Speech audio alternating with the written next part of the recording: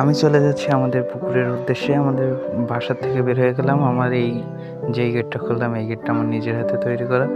গেটটা আমি ছিটকিনি দিয়ে বন্ধ করে দিলাম। এবার আমরা চলে যাব পুকুরের উদ্দেশ্যে।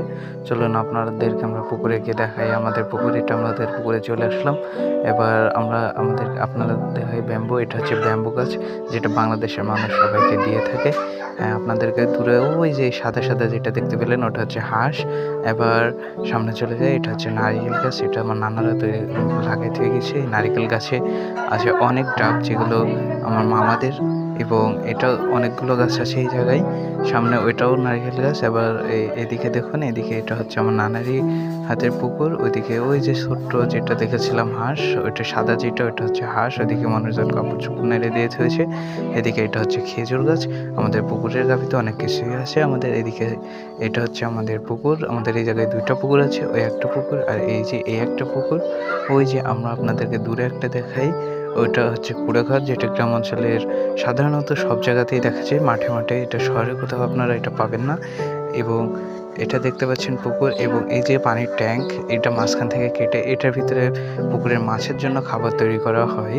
এই খাবার দিয়ে আবার মাছের চাষ করা হয়। এটা হচ্ছে ছাগল, এটা হচ্ছে ঘাস খাওয়ার জন্য পুকুরের গাভীর উদ্দেশ্যে যাচ্ছে। যেই জায়গাগুলোতে ঘাস পাওয়া যায়, ওয়েদারটা অনেক সুন্দর। এটা হচ্ছে পুকুর। এই পুকুরে আমরা গোসল করে এই জায়গায় একটা সাপ দেখলাম, আপনাদেরকেও দেখাই। সাপটা ডুব মেরেছে আমার পায়ের শব্দ পেয়ে। একটুখানির ভিতরে আবার সাপটা দেখতে পাবো ইনশাল্লাহ। সাপটা বেশিক্ষণ পানির ভিতরে ডুব মেরে থাকতে পারবে না, শীতের পানি। আপনাদেরকে সাপটা বেরোলে আমি আপনাদেরকে দেখাচ্ছি, দাঁড়ান।